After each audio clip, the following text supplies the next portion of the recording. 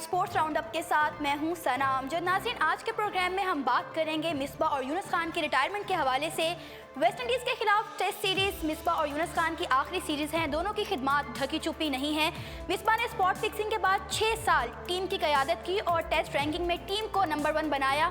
यूनुस खान पाकिस्तान के लिए 10,000 रन करने वाले बैट्समैन बनने के करीब हैं और टीम की मुश्किल में हमेशा उन्होंने बड़ी इनिंग्स खेली है। इस वक्त हमारे साथ लाइन पर मौजूद हैं सीनियर स्पोर्ट्स रिपोर्टर और तज्जिया निगार अदरीस मलिक। उनसे हम बात करेंगे मिसबाह और यूनुस खान की रिटायरमेंट के हवाले से कि उनके क्या ख्यालात हैं, वो क्या कहेंगे मिसबाह और यूनुस खान के रिटायरमेंट के हवाले से।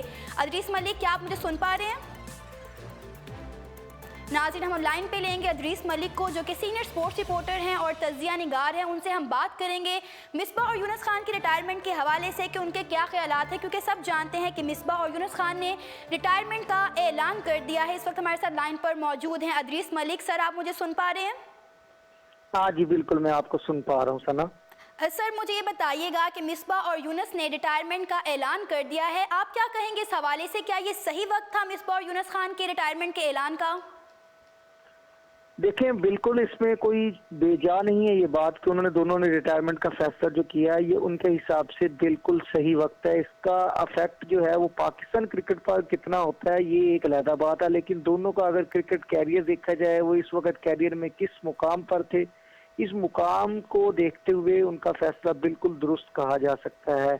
मिसबाह उल हक जो है वो अपने कैरियर का तकरीबन 15 साल जो दौर था, उस दौर में बहुत पीक पर गए और उनको आज से 1 साल पहले ही रिटायरमेंट लेनी चाहिए थी और इस पर वो राजी भी थे। मुझे अच्छे तरीके से याद है, जब इंग्लैंड जा रहे थे तो उस वक्त मेरी उनसे बातचीत हुई थी और उनसे जब उन्होंने पूछा कि क्या मशवरा है, तो मैंने कहा कि ये पीक टाइम है, आपको अभी रिटायरमेंट ले लेनी चाहिए। और ये उन्होंने उस वक्त थोड़ी सी मिस्टेक की, उन्होंने गलती की कि उस वक्त उन्होंने इस फैसले को नहीं लिया, लेकिन बहरहाल अब उन्होंने जो फैसला लिया बिल्कुल 100% श्योर है, अगर वो नहीं फैसला लेते तो पाकिस्तान क्रिकेट बोर्ड भी किसी हद तक खुद ऐसा फैसला कर लेता। दूसरी तरफ जो यूनुस खान है, उन्होंने इस चीज को बहुत अच्छे तरीके से भांप लिया कि पाकिस्तान की जो क्रिकेट है इसमें अब एक नया पाकिस्तान क्रिकेट बोर्ड की जो मैनेजमेंट है उसने एक बड़ा ड्यूटन लिया हुआ है कि वो चाह रही है कि जो सीनियर प्लेयर्स हैं वो टीम में कम से कम हो और जो नया खून है, नया टैलेंट है, क्योंकि मिक्की आर्थर को काफी ज्यादा फ्री हैंड मिला हुआ है पाकिस्तान क्रिकेट बोर्ड की तरफ से, और इसलिए वो चाहते ही है कि 2019 का जो वर्ल्ड कप है उसके लिए नई टीम तैयार हो। जी बिल्कुल अदरीस, हम भी देख रहे हैं कि नौजवान खिलाड़ियों को मौका दिया जा रहा है। अदरीस, मुझे ये बताइएगा कि सिलेक्टर्स के पास क्या इन दोनों खिलाड़ियों के मुतबादिल खिलाड़ी मौजूद हैं? ये एक बड़ा सवाल है पाकिस्तान की क्रिकेट को देखते हुए कि डेफिनेटली अगर इन दोनों को ये कहा जाए कि ये पाकिस्तान क्रिकेट टीम की रीढ़ की हड्डी थी तो बेजा नहीं होगा, और दोनों के मुतबादल खिलाड़ी फिलहाल फौरी तौर से मुयस्सर नहीं होंगे, लेकिन जो कि क्रिकेट है थोड़ा सा टाइम लगता है। अजहर अली की सूरत में, असद शफीक की सूरत में, फिर अब बाबर आजम जो है वो भी थोड़ा सा सामने आ रहे हैं, उभर कर सामने आ रहे हैं, तो इन तीनों की सूरत में टेस्ट क्रिकेट में एक अच्छा स्टफ मौजूद है जो बैकबोन बन सकता है। जहां तक वनडे और T20 के फॉर्मेट की बात है तो वो तो दोनों अलग से फॉर्मेट है। T20 तो ऐसा फॉर्मेट है जिसमें इन दोनों को शायद वो फॉर्मेट सूट भी नहीं करता था, और पाकिस्तान की क्रिकेट में भी इन दोनों को और दुनिया की क्रिकेट में भी इन दोनों को बिल्कुल T20 की जरूरत नहीं थी, ना ही T20 को इनकी जरूरत थी। अदरीस साहब, मुझे ये बताइएगा कि दोनों खिलाड़ियों ने क्या अपनी मर्जी से रिटायरमेंट दी है या आपको लगता है कि पीसीबी ने इन्हें मजबूर किया है? क्योंकि अगर हम यूनुस खान की बात करें तो यूनुस खान की फॉर्म पर कोई खास सवाल या निशान मौजूद नहीं था, और अगर हम उनके रिकॉर्ड पर कुछ नजर डालें तो इंग्लैंड और ऑस्ट्रेलिया की सीरीज में उन्होंने बहुत अच्छा परफॉर्म किया था। देखें, यूनुस खान ने जो इंग्लैंड में सीरीज खेली है उसमें उन्होंने एक डबल 100 वाली इनिंग उनकी, और इसके बाद इसी तरह उनकी जो ऑस्ट्रेलिया के खिलाफ 172 रन की इनिंग्स है, ये 2 बड़ी इनिंग्स थी उनकी। इसके अलावा वो जो टेस्ट मैचेस थे उनमें ज्यादा अच्छा नहीं खेल सके थे, लेकिन आपकी बात दुरुस्त है कि ये नहीं था कि उन पर कोई ऐसा खौफ था कि उन्हें टीम से निकाल दिया जाएगा, ऐसी चीज नहीं थी। लेकिन ऐसा भी नहीं है कि उन दोनों ने मतलब ये सोचा हो कि हमारा कैरियर उड़ जाएगा, उनको फिलहाल मजीद टाइम भी दिया जा सकता था। लेकिन एक चीज जरूर उन्होंने, जैसे मैं पहले भी बात कर रहा था कि उन्होंने इस चीज को जरूर बांप लिया था कि अगर हमने खुद ये फैसला नहीं लिया तो पाकिस्तान क्रिकेट बोर्ड की मैनेजमेंट में, जैसे मैंने कहा कि यू टर्न जो है वो लिया जा रहा था और नौजवान खिलाड़ियों को मौका देने की बातें हो रही। यानी आप ये कहना चाहते हैं कि पीसीबी की तरफ से कोई भी उन्हें मजबूर नहीं किया गया, कोई भी प्रेशराइज नहीं किया गया रिटायरमेंट के हवाले से? नहीं, ऐसे उनको डायरेक्टली जो है वो प्रेशर नहीं प्रेशराइज किया गया, लेकिन ये है कि बहरहाल एक खौफ का आंसर तो मौजूद था जिसको उन्होंने थोड़ा सा बांप लिया था कि मुस्तकबिल में उनको ये चीज जो है वो देखने को मिल सकती है कि उन्हें निकालना चाहिए। तो उन्होंने अच्छा फैसला लिया है, खुद फैसला लिया है और उन्होंने हालात को बांपा है, उन्होंने जांच ली है। अच्छा, मुझे बताएं सरफराज के हवाले से आपके क्या ख्यालात हैं? क्या सरफराज एक अच्छे टेस्ट कप्तान साबित हो सकेंगे? देखिए, अगर ट्रूली आप मुझसे पूछते हैं तो मेरा तो बिल्कुल एक इंडिपेंडेंट ओपिनियन यही है कि सरफराज अहमद टेस्ट की कप्तानी के लिए बिल्कुल भी अहल, मैं नहीं कहूंगा कि वर्ड थोड़ा सा ज्यादा सख्त हो जाएगा, लेकिन मैं समझता हूँ कि वो सूटेबल नहीं है टेस्ट की कप्तानी के लिए और सरफराज को टेस्ट की कप्तानी नहीं देनी चाहिए। उनके पास T20 और वनडे की कप्तानी इनफ है और ये सीरीज उनके लिए एक बड़ा इम्तिहान तो नहीं है क्योंकि T20 में उनको अच्छा बैकअप मिला है टीम की तरफ से भी और वनडे में भी जब कल पाकिस्तान ने जो फतेह हासिल की है ये एक अच्छी चीज थी। लेकिन टेस्ट की कप्तानी के लिए सरफराज मेरी नजर में सूटेबल नहीं है, बल्कि उसकी जगह पे अजहर अली को ही कहना चाहिए कि आप टेस्ट की कप्तानी संभालें, क्योंकि अजहर अली इनकार कर चुके हैं इसलिए कि वो वनडे से हटाए गए थे और उन्हें सख्त मैसेज मिला था, तो उन्होंने फिर फैसला लिया कि मैं टेस्ट भी नहीं करूंगा। तो मेरा ख्याल है कि पाकिस्तान क्रिकेट बोर्ड को पाकिस्तान की क्रिकेट की बेटरमेंट के लिए ये करना चाहिए कि अजहर अली को समझाएं और उन्हीं को टेस्ट टीम का कप्तान बनाया जाए, ये ज्यादा फायदा देगा। अदरीस साहब, टीम के लिए मिसबा ने 6 साल में कोई भी कप्तान नहीं बनाया, क्या आपको ये नहीं लगता कि ये उनकी एक कप्तानी काउंट की जा सकती है कि वो इतना अरसा रहे टीम के साथ लेकिन उन्होंने कोई भी एक कप्तान तैयार नहीं किया टीम के लिए? देखिए, ये काम मिसबाह हक का नहीं होता कि उन्होंने कप्तान मुतबादल तैयार करना। उन्होंने एक मुतबादल बिल्कुल कप्तान तैयार किया था और उन्होंने अजहर अली को तैयार किया था इसके लिए और उन्होंने अजहर अली को बैकअप भी किया। अजहर अली से मेरी बातचीत पहले भी होती रही, अजहर अली काफी क्लोज भी हैं, अभी ना सिर्फ दोनों आपस में क्लोज हैं बल्कि अजहर अली बहुत ज्यादा इंस्पायर है मिसबाह हक से, उनकी कप्तानी से भी। तो उन्होंने अपने तौर पे मिसबाह हक ने, मैं समझता हूँ कि अजहर अली को तैयार कर लिया था। अब पाकिस्तान क्रिकेट बोर्ड ने अपना फैसला बदला है थोड़ा सा प्रेशर में आकर या जैसे भी है, तो ये एक अलहदा बात है, लेकिन मिसबाह हक ने अपना मुतबादल कप्तान जो है वो अजहर अली को तैयार किया था क्योंकि T20 का फॉर्मेट ऐसा है कि उसमें वो चीजें नहीं होती, लेकिन वनडे के लिए और टेस्ट के लिए अजहर अली को उन्होंने बिल्कुल बिल्डअप किया था और अजहर अली अच्छे बिल्ड हुए थे। थोड़ा सा टाइम लगता होता है, कप्तान फौरी तौर पर नहीं बनता। मुझे अच्छे तरीके से याद है कि मिसबाह हक ने 2001 में वनडे डेब्यू किया, 2002 में टेस्ट डेब्यू किया, 2001 में, फिर 2002 में उनका अगला डेब्यू था, लेकिन उस वक्त वो थोड़े से नाकाम हो गए थे। 4-5 साल का वक्फा मिला, फिर दोबारा वापस आए और ये भी एक रिकॉर्ड है पूरी दुनिया में कि उन्होंने बतौर प्लेयर कम और बतौर कप्तान ज्यादा मैचेस खेले हैं। तो इसी वजह से थोड़ा सा बिल्डअप के लिए उनको टाइम मिला और टीम में ना सिर्फ उन्होंने कामयाबी हासिल की, बाकी पाकिस्तान की क्रिकेट के लिए भी कामयाबी नसीब हुई। अदरीस साहब, पाकिस्तान के अजीब कप्तानों में मिसबा का शुमार कहाँ किया जाएगा?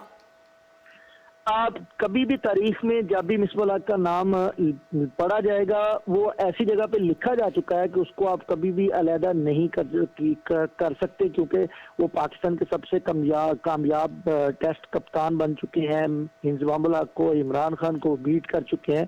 तो ऐसी सूरत में ऑटोमेटिकली मिसबाह हक का नाम उस लिस्ट में सबसे अवलीन दर्जे पर ही रहेगा और वो निकाला नहीं जा सकता, क्योंकि ये रिकॉर्ड बुक में आ गया है और ये सब कुछ खुदा ने, किस्मत ने उनको साथ देते हुए ये सारी चीजें हुई हैं। उसमें नो डाउट उनकी अपनी बहुत ज्यादा मेहनत भी शामिल है, लेकिन उनको किस्मत ने बहुत ज्यादा वो लकी रहे हैं इस हिसाब से कि उन्हें इसका बहुत ज्यादा एज मिला है, फायदा मिला है, इसलिए वो हमेशा टॉप पर ही रहेंगे। और उनको तारीख की कोई भी किताब, चाहे उनका कोई भी जितना बड़ा मुखालिफ हो, वो मिसबाह हक को इग्नोर नहीं कर सकेगा और मिसबाह हक हमेशा पाकिस्तान के जो टेस्ट कप्तानों की लिस्ट होगी उसमें अव्वलीन दर्जों में ही शामिल किए जाएंगे। जी अदरीस साहब, मिसबा और यूनुस को बड़े अच्छे तरीके से रुखसत किया जा रहा है पाकिस्तान क्रिकेट बोर्ड की जानिब से। Even chairman PCB Shahryar Khan ने कहा कि वो उनके एजाज़ में एक तकरीब का इनेकाद करेंगे, तो शाहिद अफरीदी को क्यों नहीं इस तरह से रुखसत किया गया था? क्या वजूहात देख रहे हैं आप? पाकिस्तान क्रिकेट की हिस्ट्री में एक बड़ा कप्तान इमरान खान, जिसने पाकिस्तान के लिए वर्ल्ड कप हासिल किया, और पाकिस्तान की क्रिकेट में बड़ा कप्तान जिसने अपने मुंह से जाने का ऐलान किया और दोबारा उस जब वो वापस आए थे 1988 के वर्ल्ड कप के बाद। मुझे अच्छे तरीके से याद है कि लाहौर के सेमीफाइनल में जब पाकिस्तान को शिकस्त हुई थी उन्होंने ऐलान कर दिया था, लेकिन दोबारा प्रेसिडेंट ज़िया-उल हक के कहने पर उन्होंने रिटायरमेंट वापस ली और 1992 का वर्ल्ड कप जो है वो पाकिस्तान ने मतलब मैं बात करूँ 98 का जो अपना वर्ल्ड कप था उससे पहले वो रिटायरमेंट ले चुके थे, लेकिन उन्होंने उस वक्त प्रेसिडेंट के कहने पर वो रिटायरमेंट वापस ली थी। फिर 92 का वर्ल्ड कप जब उन्होंने खेले जा रहे थे उस वक्त उन्होंने ऐलान कर दिया था कि मैं रिटायरमेंट ले लूंगा, ये मेरा आखिरी वर्ल्ड कप होगा। तो उसके बाद यही दो प्लेयर हमने देखे हैं, यूनुस खान और मिसबाह हक, जिन्होंने रिटायरमेंट अपने तौर से ऐलान की। शाहिद अफरीदी ने ऐसा नहीं किया, उन्होंने रिटायरमेंट का ऐलान नहीं किया। इवन दो के बाद में अभी भी सूरत उनकी तरफ से गुमागू है और ये अलहदा बात है कि उन्हें चांस ही नहीं मिला, जिसकी वजह से अब लोग ये समझना शुरू हो गए हैं कि वो रिटायर हो चुके हैं और वो अपना एक सेंड ऑफ मैच मांग रहे हैं। ये सारी चीजें जो है वो ऑन द रिकॉर्ड भी रही, ऑफ द रिकॉर्ड भी। तो ऐसी सूरत में मेरा ख्याल है कि पाकिस्तान क्रिकेट बोर्ड ने अगर बड़ा फैसला किया है कि उनको अच्छा सेंड ऑफ दिया जाए, तो ये उनका बड़ापन है कि बड़े हुए मेले में उन दोनों ने टेस्ट रिटायरमेंट का फैसला किया है और ऐलान भी किया है। अगर शाहिद अफरीदी भी ऐसा करते तो मेरा ख्याल है उनको भी ऐसा कोई अच्छा सेंड ऑफ मिल सकता था। ऐसी कोई चीज नहीं थी कि पाकिस्तान क्रिकेट ना देती, लेकिन उन्होंने ऐसा किया ही नहीं। इसका मतलब है कि ये दोनों ही डिजर्व करते थे और इनको सेंड ऑफ देना चाहिए। और शाहिद अफरीदी को इसमें शामिल कर लिया जाए तो कोई फर्क नहीं है, उनको भी दे देना चाहिए। लेकिन ये एक बड़ी चीज है कि इन दोनों ने खुद से ऐलान किया है और ये पाकिस्तान की तारीख में, जैसे मैं बता रहा हूँ कि इमरान खान के बाद ये बड़ा वाकया है कि ये दोनों प्लेयर्स जो हैं इन्होंने खुद से रिटायरमेंट ली है। अदरीस साहब, आप एक सीनियर स्पोर्ट्स रिपोर्टर हैं, काफ़ी अरसे से आप स्पोर्ट्स की बीट को संभाले हुए हैं, बहुत सारे क्रिकेटर्स से आपका कांटेक्ट रहता है अक्सर। तो मुझे ये बताएं कि आपने पर्सनली यूनुस और मिसबाह को कैसे पाया? मिसबाह हक को मैंने जब शाहिद अफरीदी पाकिस्तान टीम को एक तरफ से संभाल रहे थे उस वक्त से मेरा उनके साथ ताल्लुक चलता आ रहा है। गो अंडर 19 में जब उन्होंने अभी खेल रहे थे, मेरा मतलब कि जूनियर टीमों में खेल रहे थे, फैसलाबाद की कप्तानी कर रहे थे। मुझे अच्छे तरीके से याद है कि तकरीबन कोई ये 18 साल पुरानी बात है जब मैंने उनका पहली दफ़ा इंटरव्यू इकबाल स्टेडियम फैसलाबाद में बैठ के किया था। फिर उसके बाद लगातार जो चपकलश चलती रही टीम में, ये मामूली सी चीज़ है, आप भी इसको देखती रही हैं, आपने भी कवर किया है। तो प्लेयर्स की आपस में थोड़ी सी मुखालफत भी होती है, थोड़ी सी ग्रुपिंग भी होती है, थोड़ा सा फेवरिज्म भी होता है। तो मिसबाह हक ने वो सारी चीज़ें बर्दाश्त की हैं और बहुत मौके पर उन्होंने पर्सनली शेयर भी की मेरे साथ। जब मैंने उनके साथ बैठ के इंटरव्यूज किए, प्रोग्राम किए, मेरे अपने प्रोग्राम में थर्ड एम्पायर में भी ये बात होती रही है। तो मिसबाह हक जो है वो उन्होंने सारी तनकीद बड़ी ही खंदा पेशानी से कबूल की, बर्दाश्त की और उसका उन्हें एक अच्छा जो है रिस्पॉन्स भी मिला। दूसरा यूनुस खान है, ये पाकिस्तान सुपर लीग चल रही थी जब वो बाकायदा लाहौर आए हैं। हम 4-5 लोग थे, मेरे अलावा कुछ सीनियर्स और साथी थे। हम 5 से 6 लोग थे जिनके साथ यूनुस खान ने बैठ के बातचीत की थी। तो उस वक्त भी उन्होंने ये इंडिया दे दिया था कि मैं जा रहा हूँ, मैं आपके बाहर बड़ा फैसला ले चुका हूँ। दोनों बड़े अच्छे प्लेयर हैं, बहुत अच्छे इंसान हैं, हम्बल हैं, पढ़े लिखे हैं और यही पाकिस्तान की क्रिकेट को ज़रूरत है। इन दोनों प्लेयर्स को एज ए मेंटोर, जिस तरह चेयरमैन पीसीबी ने उन दोनों को अपना मशीन रखा हुआ था, इनको आगे कंटिन्यू करना चाहिए।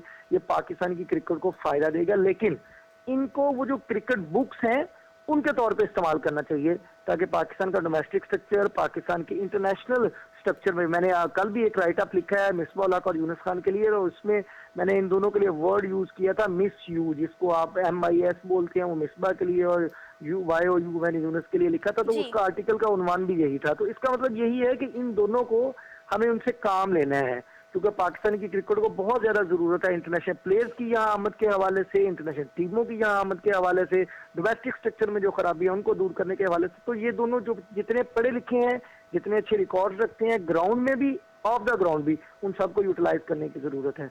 अदरीस साहब, आपका बहुत बहुत शुक्रिया अपना कीमती वक्त देने का और अपनी कीमती राय से आगाह करने का। जी नाज़रीन, हमारे साथ कॉल पर मौजूद थे अदरीस मलिक, जो कि सीनियर स्पोर्ट्स रिपोर्टर हैं और तजिया निगार हैं। उन्होंने अपने ख्यालात का इजहार किया यूनुस खान और मिसबाह हक की रिटायरमेंट के हवाले से। उम्मीद है ये प्रोग्राम आप लोगों को पसंद आया होगा। इसी के साथ सना अमजद को इजाज़त दीजिए और मज़ीद अपडेट्स जानने के लिए देखते रहिए urdupoint.com।